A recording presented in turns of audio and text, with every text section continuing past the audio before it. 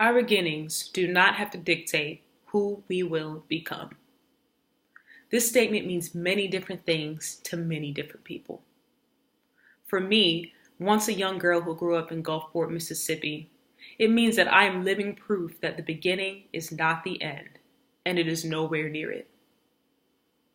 The population in Gulfport, Mississippi at the time I was growing up was just under 40,000 people. So I found it very easy to get comfortable to that way of life, living in a small town with a steady routine.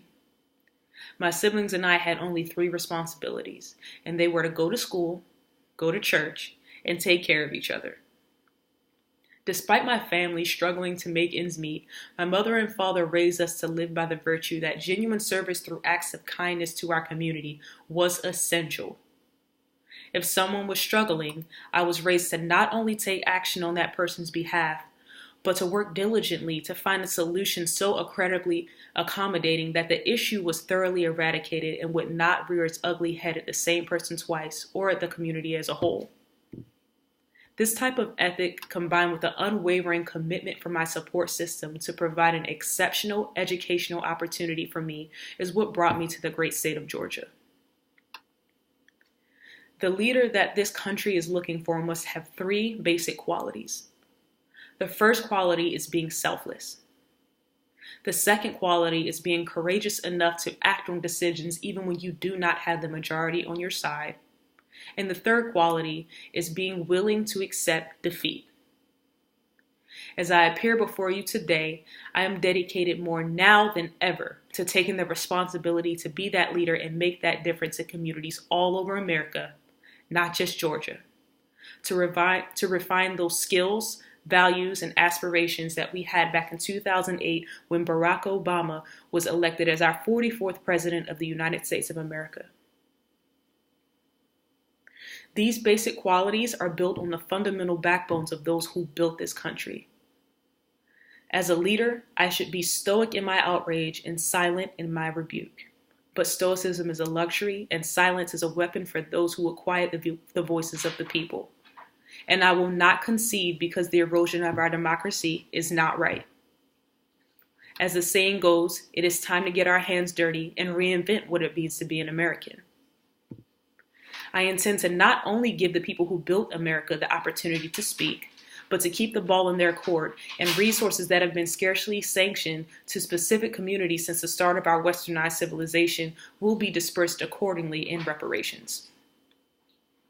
I plan to achieve my goals by starting small. Therefore, I founded the New Georgia Project, which resulted in more than 200,000 registrations from voters of color between 2014 and 2016.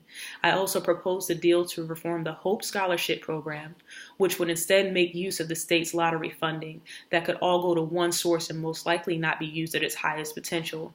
And I used that to pay tuition for needy students. I am the first African American female to lead any party in the Georgia General Assembly and in the House of Representatives.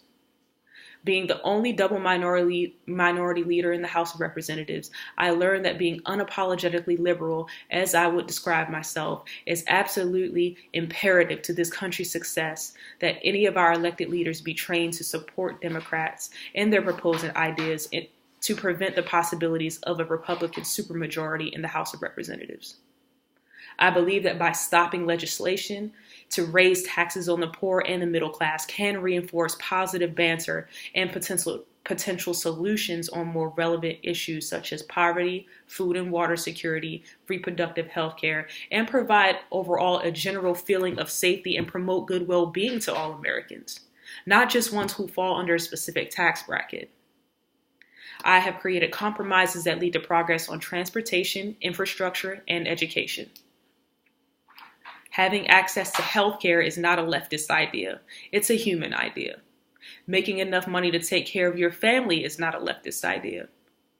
These are progressive ideas that we have to stop buying into this notion that because it's different from now, it's somehow normatively outside of the box.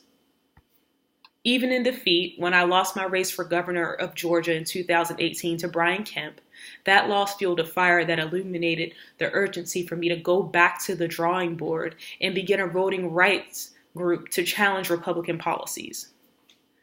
To do this, I joined somewhat of a liberal think tank and developed an organization called Fair Fight Action after commencing a statewide thank you tour. Fair Fight Action was created in response to the mismanagement of the 2018 elections that took place in Georgia that were rifled with irregularities that went ignored.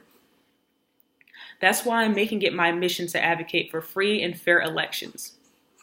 The simplest way to prevent someone from having a voice is to denying access from the polls.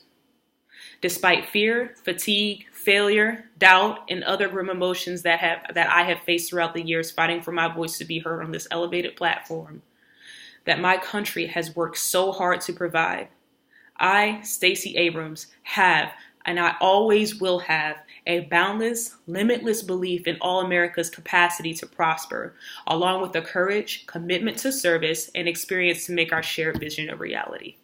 Thank you.